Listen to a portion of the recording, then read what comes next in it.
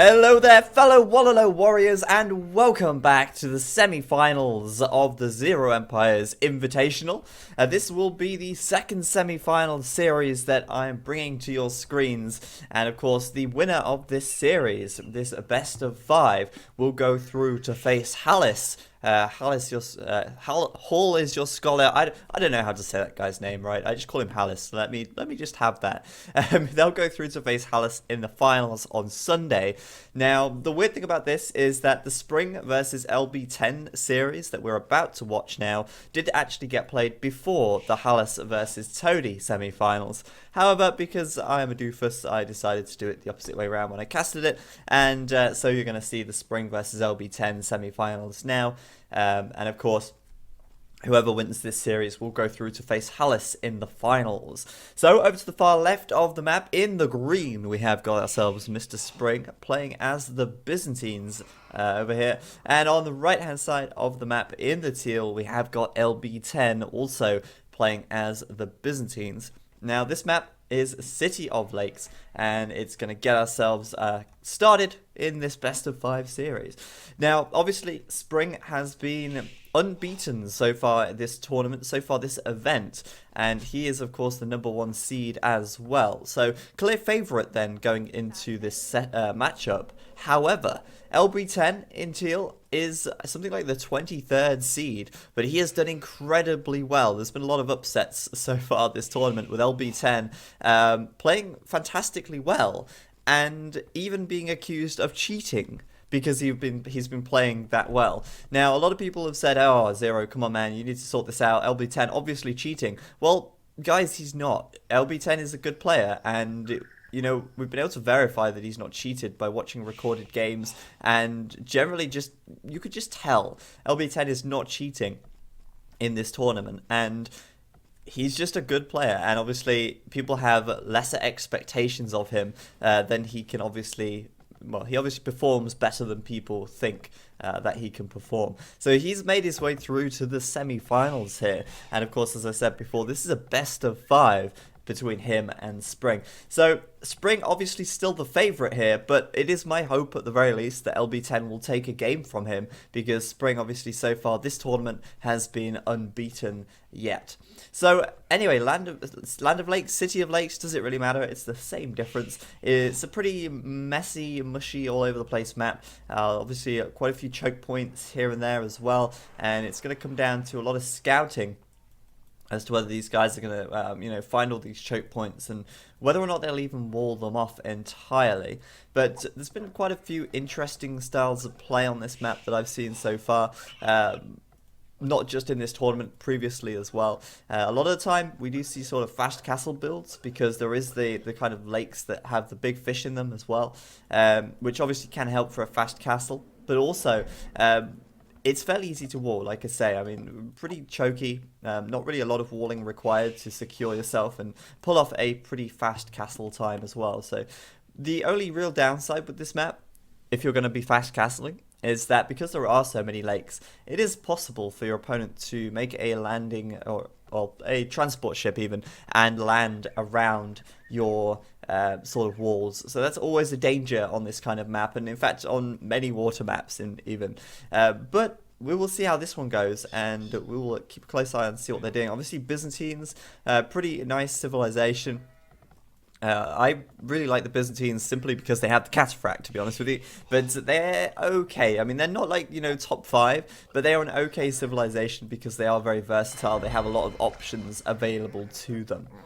So we'll fast forward things until these guys sort of get up to the feudal age. I highly doubt we will see any drushing here, especially not with the fishing being so important as well. So that's unlikely to happen. However, LB10 sending a female villager forwards on this right hand side, perhaps trying to do something sneaky beaky like, and send some sneak villager into the back of Spring's base. Could be a possibility, and it might work out. We will see. Let's actually quickly switch on to LB10's point of view and see what he can see. Now, he's not scouted the dock of Spring yet. That's right here. He's very nearly scouted it, but I think he's got the idea of where Spring is, judging by these gold piles, and his scout is hovering very close to Spring's woodline. So this villager could be could be quite successful if LB10 manages to pull it off. Of course, you will see that chopped tree there as well, and now the dock, of course, too. We'll switch to Spring's POV, see if he can see LB10's villager at all, and I kind of get the feeling that Spring knows something's up. I don't know if he saw that villager there, but he's got to see it now. Surely, there we go. He sees her, and she has been caught red-handed, and she will be witch-hunted down in the back of Spring's base, because the last thing Spring wants is a sneak villager, and the last thing that he could really deal with this time is a tower in this wood line if LB10 keeps that villager safe until the Feudal Age. However, obviously, these guys are not going up to the Feudal Age just yet, and LB10 bringing his scout in. Scout plus villager equals dead villager, and this guy, 6 HP, gonna run away, and LB10, I don't think he's gonna get this. I don't think he'll get this kill. If he does, I'll be impressed, but that's villager's gonna get towards the TC, and oh man, LB10 losing his scout, and he was inches away from getting that last hit on that villager. That would have been fantastic for him. Meanwhile, Spring's scout having a little bit of a scuffle with this lady over here, and Spring not going to fare too well at the moment. If LB10 has the hill advantage, he will kill that scout as well with this villager here. So, looking like both of them very close to losing their scouts, and obviously LB10's villager still alive, which is fantastic. So, I do want to quickly say, I was trying to get this in a little bit earlier on, but action started happening. I want to say that on Sunday, if you've not seen the announcement video already, the grand finals of the ZeroEmpires Invitational will be played, and that will be Sunday on twitch.tv/ZeroEmpires at 18 GMT. Do tune in, and if you haven't already, check out the announcement video, which is under my videos tab on the ZeroEmpires YouTube page, and there's a lot of cool stuff on offer if you tune in, so you should definitely do it. So far then, that forward sneak villager attempt by LB10 has not been so successful, and Spring will chase her away with his own guy, but I don't know why he's continuing to chase for so long.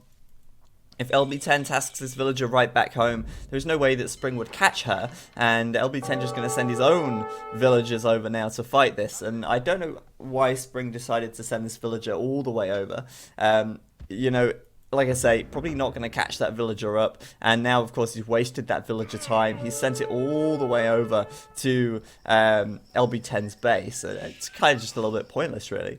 LB10 though does snipe off Spring's scout here as well, and now both of them have lost their scouts. They're on 25 population and 27 population respectively, with LB10 on 27 here, and LB10 as well up to the Feudal Age a little bit later than Spring. It looked like he did go up on slightly more population actually, and that's interesting because LB10, it seems like he's wanted to do a fast castle kind of build.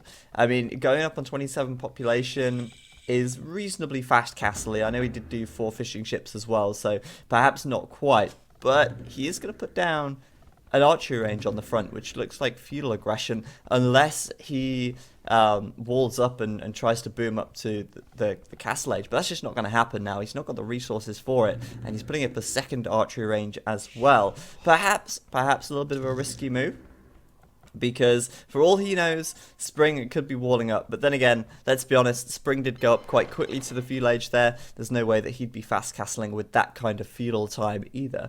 So Spring adding in a second scout now, and he's going to obviously use that to A, scout, and B, try and kill villagers if he can, sending that over the map towards LB10's base. Now the problem here for LB10 that I see is that LB10 losing a little bit of map control after running back to his base with that villager. He's got no scout, he's got nothing really that will give him any kind of visibility beyond his immediate borders, and of course he will spot that scout cavalry from Spring as well, and that's a pretty big sign that Spring will do some feudal pressure here. Now there's no other way about it. I mean, if that scout hadn't been built by Spring, then LB10, I guess, could be left guessing a little bit, but that scout definitely confirms that, you know, pressure, Feudal Age pressure coming in.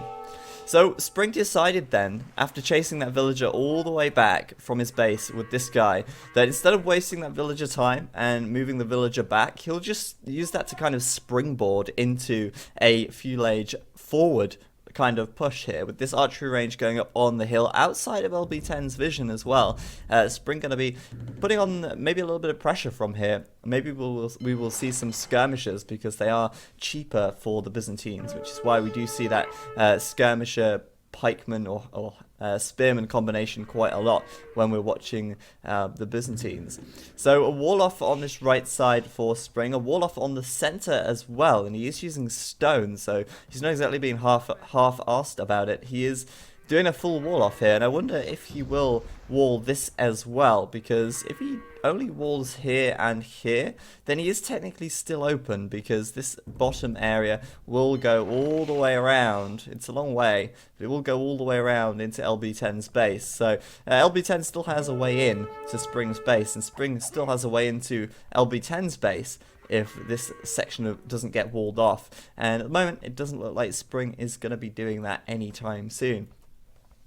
So for now then, LB10's completely walled into his base, and I wonder if Spring's going to bother with much feudal pressure at all, actually. I mean, he's got up a stable, he's got up an archery range, that's his 2 feudal age buildings, and now he's got, well, 6 villages on the farms, standard on berries, and he's got a ton of fishing ships on this back lake here. I mean, we're talking, what, 3, 6, 9, 10 fishing ships at the back, and to be honest with you, he might be overdoing it a little bit on the fishing ships here, because let's be honest, there's not a whole lot of big fish in this little lake. I mean, there's a few shorefish, but in terms of big fish, it's not like a big ocean or anything like that. There's one big fish over on the far left, and I think there might be 1 or 2, yeah, 2 more over on the right, but at the moment, Spring's pretty much fished out here in terms of the big fish, and taking the shorefish is incredibly slow and inefficient. However, I guess at this point, it all accounts and it all adds towards his economy, which is really crucial, of course.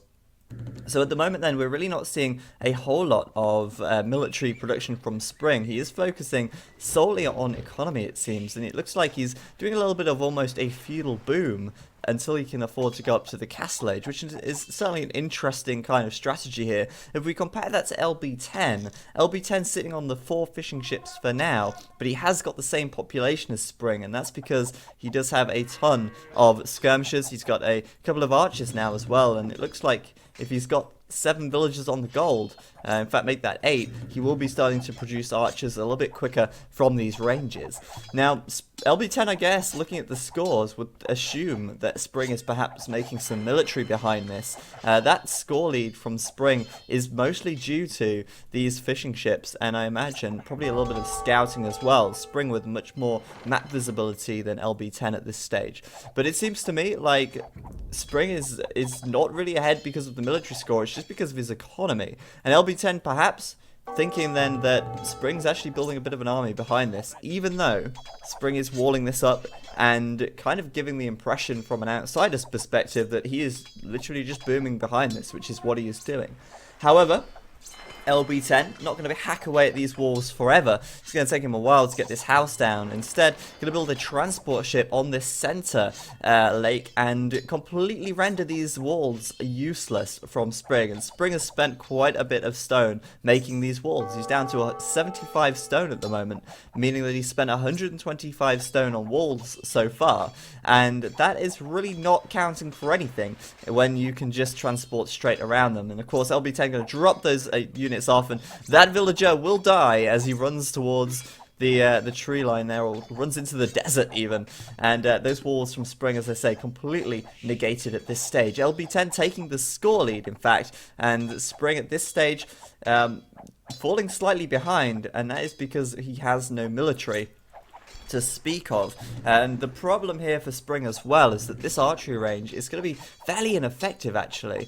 He could start making some units here, but they'd be fairly kind of, well, trapped almost. They're kind of trapped between this wall, which he could delete and go back, of course, but really out of position. You know, making archers or skirmishers from here feels almost pointless at this stage, and instead Spring's going to have to build some archery ranges back at home, because that is where the pressure is coming in. And LB10 at the moment doing a fantastic job. Certainly seems like Spring may be slightly on the back foot. So continuing to send some units over in the transport ship, sending them right across this lake, and, well, sending the units right into Spring's economy. Spring with a quick stone wall on this right-hand side, and that, of course, costing him a little bit more on the in the stone department, and LB10 perhaps looking to find a villager back here as well, now that he's got fletching done on these archers, and even +1 defense as well, which means at a glance even, that LB10 is going to be looking to really ramp up this feudal age pressure against Spring here. Now, the interesting thing for Spring is that his economy is like so imbalanced at the moment. Look how much food he has: 1,300 food, 89 gold. Of course, he's starting to make some more skirmishes here, but he's looking for that castle age upgrade, and he's got 1,350 food in the bank. Almost, well, let's be honest, not far off of double what he needs to go up to the castle age here. So, you know, Spring, really a little bit of an imbalanced economy. These fishing ships, like I say, perhaps overdoing it a little bit, but they're certainly contributing to his economy as a whole. But that's not what he needs at the moment. He does need defense, and that is exactly why he's put these stone walls up for the time being. But obviously, being the in the defensive position here, being the reactor to what is happening, being reactive to what is happening instead of proactive is always a little bit of a downside, and LB10 now really in a pretty good position, actually, considering LB10's just clicked up to the castle age a minute ago, and he's on 45% already up to the castle age now, and he's done that with less fishing ships than Spring. He's done that with a much more streamlined economy, it seems, and that is pretty impressive from LB10 at this stage. Spring then just clicking up to the castle age now, and there's a market for him as well, and you see what I mean about that food. He can almost afford, well, he can afford to click the castle age upgrade again. That's how much food he had left there. So LB10 gonna have a little fight with Spring here. Spring got the upper hand in terms of counters. These skirmishes, of course, counter units to the archers here, but LB10 does have +1 attack and range, but he seems to be unwilling to fight this at the risk of getting trapped in this corner and losing this army. However, he is going to lose them anyway by the looks of it, as LB10 brings in some more reinforcements, and he should be able to take this as an easy win now, as he does have these extra researches done. I mean, that's an extra +1 defense and attack for LB10. Should make short work of these skirmishes from Spring for the time being. So LB10's up to the castle age any second now, and he has got a villager over here as well to, well, perhaps build some forward buildings, and I imagine, just gauging by this incredibly aggressive play so far, that we will see a siege workshop, and that is exactly what LB10 is going to do. Siege workshop going right down on the front there, and this could be a little bit of a dicey situation for Spring now, because Spring doesn't exactly have the upper hand at all at the moment. LB10, if he starts breaking down these walls, could put Spring in quite a bit of trouble, and also cause Spring to maybe play a little bit of a panic card. I don't know. I obviously don't play at this level myself, so I wouldn't know if these guys are truly panicking in this situation. I wouldn't really call it panic. I would call it more like worry. I don't know. It's got to be a little bit of a bad sign when your opponent's 300 score above you and they've got crossbows outside your base and a siege workshop whilst you're still in the feudal age. It's never an ideal situation to be in. So LB10's done bodkin arrow. He's done crossbow as well now, and he's continuing to transport some units over. It's looking pretty good for him at the moment, and we will see now if he's going to put that second TC up quickly, or whether he's going for full-on castle aggression. And I would say it's the latter. It's going to be full-on castle aggression with no TC going up just yet. In fact, LB10 obviously rushing the siege workshop instead, and forcing a siege workshop from Spring as well. This villager taking a little bit of a beating, 1 HP, and Spring's going to lose that villager there, and hence lose the siege workshop as well. And this mangonel now starting to pick off units from outside the walls, and Spring losing access to this gold mine, which is obviously a very big problem for Spring to have to deal with at this moment in time. Also, Knights from LB10 doesn't have any upgrades, but he doesn't really need them when you consider that Spring only had skirmishes out on the field at that moment in time. So Spring's economy massively disrupted at the moment, and he's continuing to wall up with stone walls here and just try and prevent any units from getting in wherever possible. And Spring now obviously having to move his economy to this back area, rebuild some of these buildings and obviously put up a siege workshop of his own. So Spring's got a second TC up though, which is really interesting. I mean, he really seems to be very invested into economy this game so far, and it's almost a wonder why, really. You'd think that Spring would be a little bit more reactive to this sort of a little bit more reactive to this pressure that's coming in, and instead of building up another TC, perhaps he would have invested a little bit more in military to deal with this attack that's coming in from LB10. I'm just surprised that LB10 hasn't added in a ram at this stage, because if he'd have added in a ram at this point, he could have had this wall down already, as they would be much more effective at taking the walls down for now. So LB10 at the moment starting to make some camels, of course, in counter to the knights that Spring is making from this stable. But you did notice before, or if you didn't notice, I'll tell you now, Spring really focusing down these mangonels, and it's no surprise. I mean, he's outnumbered, he knows he can't fight this army one-on-one, but if he can take down the mangonels, then he is going to make them, or get the most value out of these knights. One mangonel looks like it will go down, and well, LB10's already lost a mangonel already, a second mangonel going down as well for LB10, and these knights are already worth their weight in gold, because obviously the cost of a mangonel in gold is a lot higher than the cost of a knight, making these knights much more valuable, well, making their trade much better for what they've cost compared to what they've managed to destroy. So Spring's up with 4 TCs now, the fourth one just being built in this lumber camp, and he's really not letting his economy slip. And to be fair, I think it does make sense, actually. I've just thought about it. It does make sense for him to make these TCs when you consider how many fishing ships he had back here and how much food he had going into the castle age. If you've got almost 1,000 food going into castle, why not stick down those extra TCs and, you know, get the villagers coming out? He can afford it, and he's got that bank of food there to do that comfortably, whilst his walls are protecting him for the time being. And I'm surprised LB10 hasn't made a stronger push through these walls at the moment, to be honest with you, as LB10 seems to really, well, have the advantage at this stage. He's got good map control, he's got Spring really in a defensive position, but he's not really managed to do a whole lot of damage to Spring's economy, aside from disrupting a few gold miners. So Spring definitely kind of biding his time a little bit and letting his economy build before he tries to really push this attack away, it seems. So I think that LB10 could really benefit from a dock on this back lake. I think it would be a great idea at this stage for LB10 to put up a dock here. He knows how many fishing ships that Spring has, and if he manages to kill them, then that would be fantastic. I mean, the Byzantines have fantastic fire ships anyway, and if LB10 puts up a dock here, not only will he be able to take down the fishing ships from Spring, but he could also transport around these walls and into the back of Spring's economy, which could be a really big advantage for him to take, and I'm surprised he's not done it. I think that's definitely a missed opportunity for sure.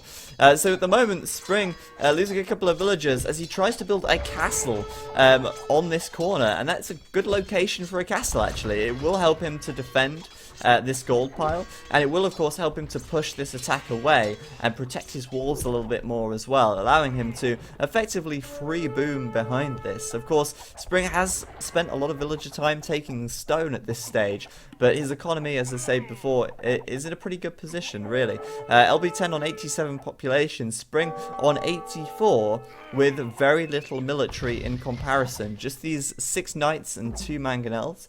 Whereas LB10 seems to have a little bit more military. I don't know. It looks like he may have lost quite a bit, actually, right there. Losing some dudes over in this area and losing the mangonels here as well.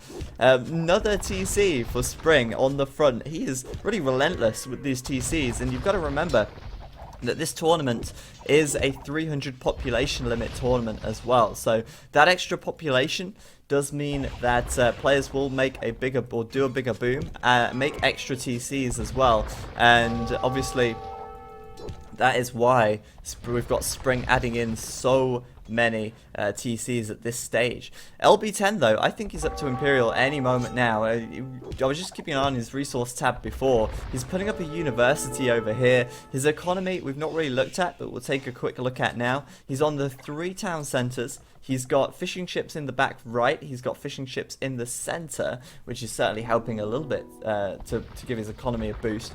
But now that university's up, we've got LB10 clicking up to the Imperial Age with a ton of resources in the bank at the moment. He's looking pretty comfortable, to be honest with you.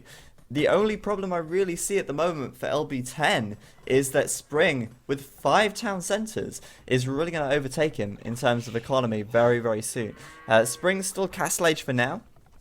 And it looks to me like he will be Castle Age for a little while as well. Obviously, keeping villager production going from 5 TCs takes a total of 30 farms working consistently. So, obviously, that's a lot of farmland and a lot of food requirement to keep those villagers popping out. So, Spring's going to be a while before he gets up to that 800 gold mark and 1,000 food mark.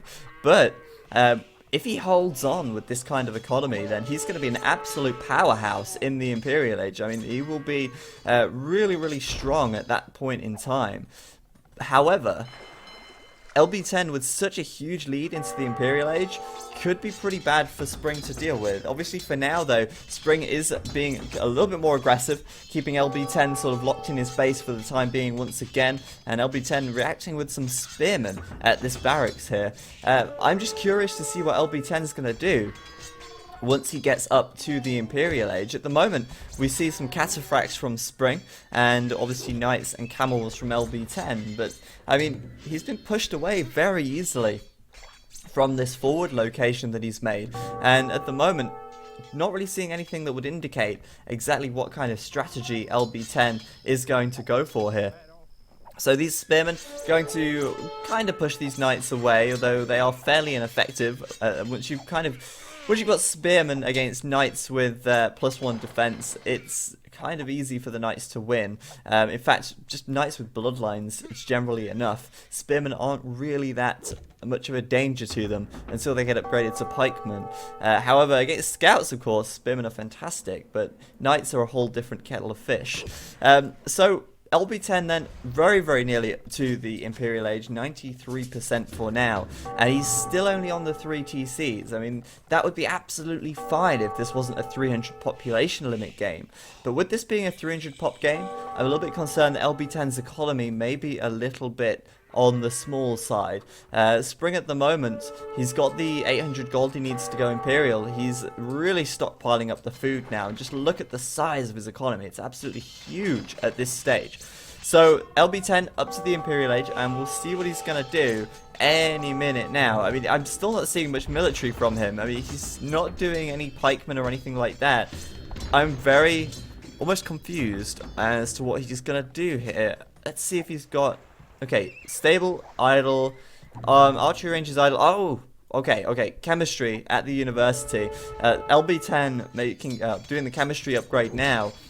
That kind of says to me that he may go for hand cannons in this situation, which is an interesting choice. Hand cannon is extremely expensive, but look at LB10's resources. 1,200 wood, 1,500 food, and 1,100 gold. He can certainly afford a lot of hand cannons once that chemistry research is done. However, delaying his military production until the chemistry research is done is a little bit risky, and you can see that risk right here. Obviously quite a large army from Spring hammering at LB10's walls, and LB10 losing a few villagers trying to protect himself as well here with this stone wall.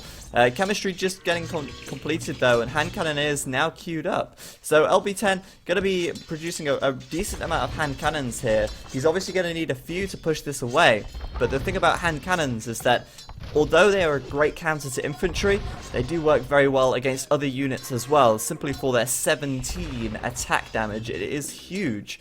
And of course LB10 now as well with that +4 defense upgrade done. So at the moment, LB10 just getting these hand cannons out. I think he's, making hand cannons up in the north as well. So, I don't know if this is going to be enough to defend for now. I assume it will be, because I don't see how Spring will break down these walls quickly enough with just a single mangonel. In which case, LB10 will have enough hand cannons back here to push this away very, very easily indeed. Spring now should be up to the Imperial Age. In fact, he's on 95% and 138 population. Spring's almost out of room to expand even. I mean, he's got very little room left over here, as he adds in a third castle, with that second castle going up to the north of his gold camp here. So 3 castles, and we're seeing cataphracts from Spring as well. Interesting decision, and one that could be a little bit risky almost. I mean, cataphracts are fantastic at dealing with infantry. They're also fantastic at dealing with, well, in most situations, cavalry as well. A fully upgraded elite cataphract doesn't fall much shorter than a Frankish paladin, especially once they've got logistica researched as well for that splash damage. However, against hand cannons, that is a big problem, because hand cannons do pierce damage, and cataphracts are fairly weak against pierce units. They die very quickly against arbalests, and they may die quite quickly against hand cannoneers as well. We will see. Obviously, at the moment, Spring does not have Logistica tech done, and he doesn't have really many upgrades on these guys either. No elite cataphract, of course, and only +2 defense. These hand cannons from LB10 sitting on this hill here, absolutely wrecking Spring's army. Just one shot, they're dead. One shot and they're dead. And that is a fantastic move from LB10 there, managing to take down a lot of these units. Spring seemingly not even noticing the sheer amount of units that he just lost, but from what I can tell, LB10 just lost maybe 2 or 3 hand cannons, taking down about 8 or 9 cataphracts in the process. Fantastic positioning by him, and a brilliant little comeback there from this sort of attack that Spring had going on LB10 a little bit earlier on. So really nice play by LB10 so far, and he's got a good army composition here, going for the chemistry kind of build with the hand cannons and the bombard cannons. It can work out very well, but he has to support it with something else. He cannot just make hand cannons and bombard cannons, otherwise he will be overrun. The first thing for Spring to do to counter this would be to make skirmishers, and that's pretty much all he needs to start countering the hand cannons. And after skirmishers, well, after that, I mean, maybe some hussars would work very well at dealing with the bombard cannons. So this build is not perfect from LB10, but it's very good in the situation that he's in for the time being. Not really pushing in with these bombard cannons though, and the castles from Spring are still standing quite tall. And at the moment, Spring actually making some hand cannons of his own, which is rather interesting, countering the strategy with its own strategy almost. So hand cannons queued up for Spring. He's got a lot of food in the bank, which is a good thing, of course, at this stage. He will need that to fall back on for trash later anyway. And plenty of gold as well. In fact, Spring has got another gold pile up here and a gold pile over here, which is nearly mined out, as well as the gold on the right side, which is seemingly endless at this stage of the game. So a lot of gold income for Spring for now, but struggling a little bit, it seems, against the bombard cannons from LB10. These guys having a little bit of a war on this choke point here, and the castles from Spring could be in a little bit of trouble if these bombard cannons start raining down cannony balls of death from the sky. Got to be a little bit careful though, because Spring does have some bombard cannons of his own. However, LB10 kind of pushing him from 2 directions here. He's got bombard cannons on the right, bombard cannons on the top, and he's kind of doing a little bit of a split push, which could be a problem for Spring. However, Spring's castles are so close together anyway that I think Spring could probably react to both of these pushes fairly easily, considering that, I mean, if anything, it's splitting LB10's army in half, because they are fighting in relatively similar locations. So population-wise at the moment, Spring's on 162, LB10 on 164. They are very close together in terms of population at the moment, which is great. LB10 as well, starting to make some hussars now, and I think that's a great decision to make. Obviously, Spring is going to counter, or try to counter, these hand cannons with the skirmishers, and we already see the elite skirmishers out on the field. So those hussars from LB10, a fantastic choice, and they should, in theory, be able to help deal with these skirmishers well.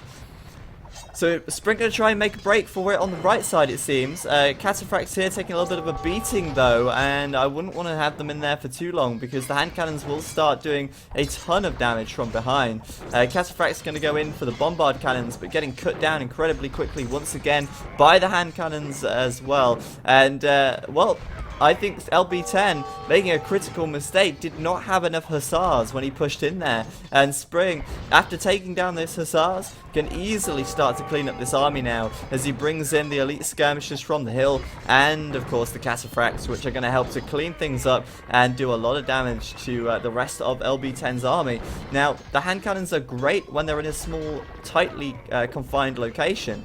However, at the moment, they are getting split up very quickly, and they are getting, well, absolutely routed at the moment. Very little that LB10 can do to defend this right side, it seems. He does just need more military productions back here and more support on this area, or in this area.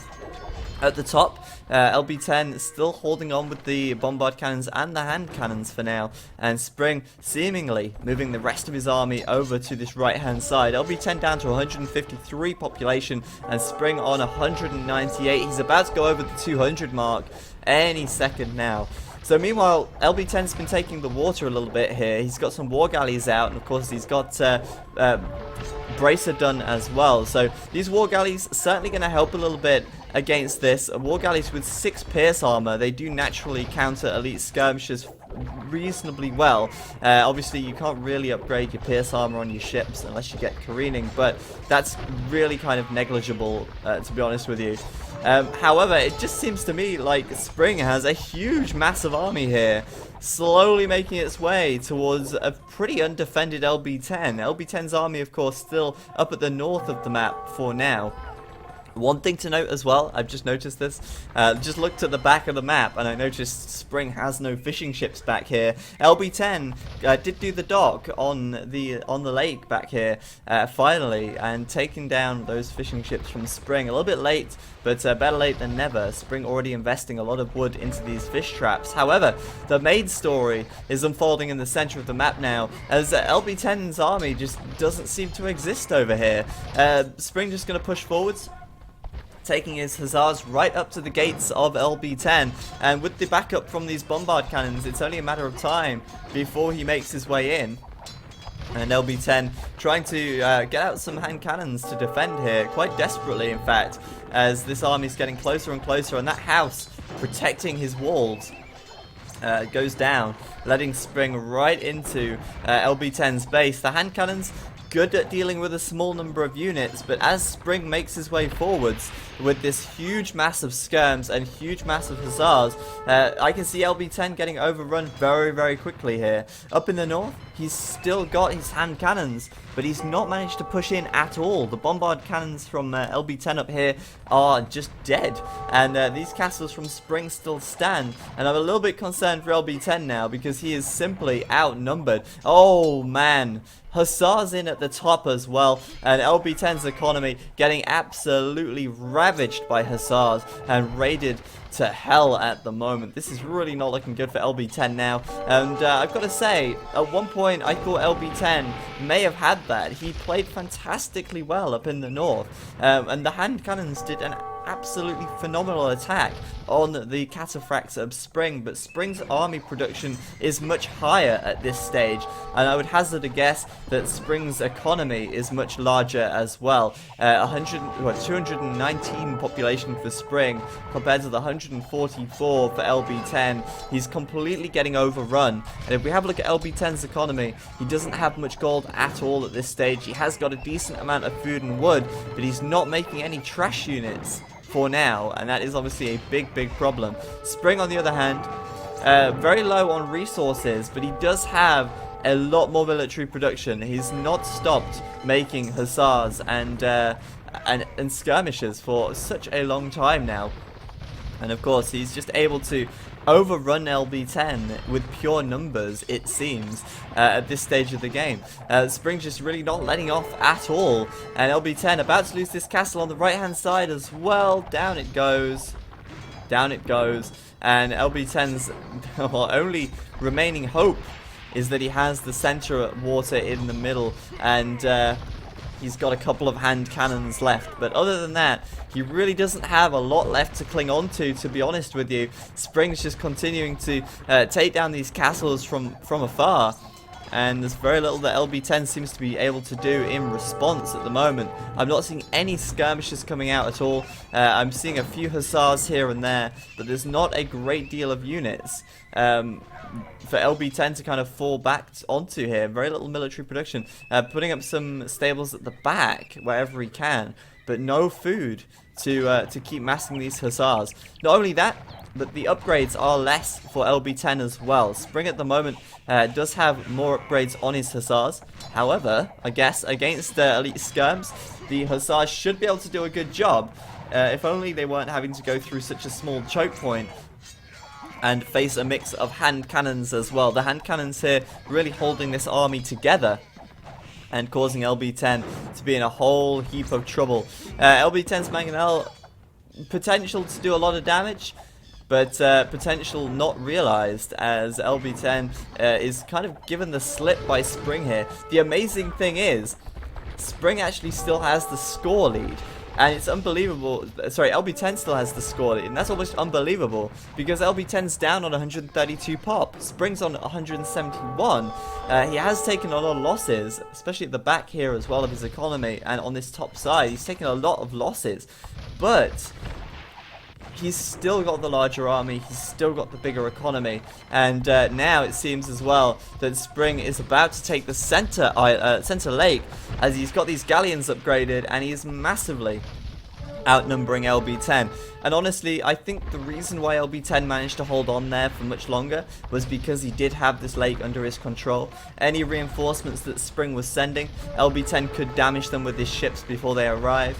He could pressure Spring from the water, but now LB10's lost the water as well. It's going to be even more difficult for LB10 to break out of these walls and push Spring right back. It's going to be very, very difficult for him to do that, and Spring on 192 pop now compared to LB10's 130.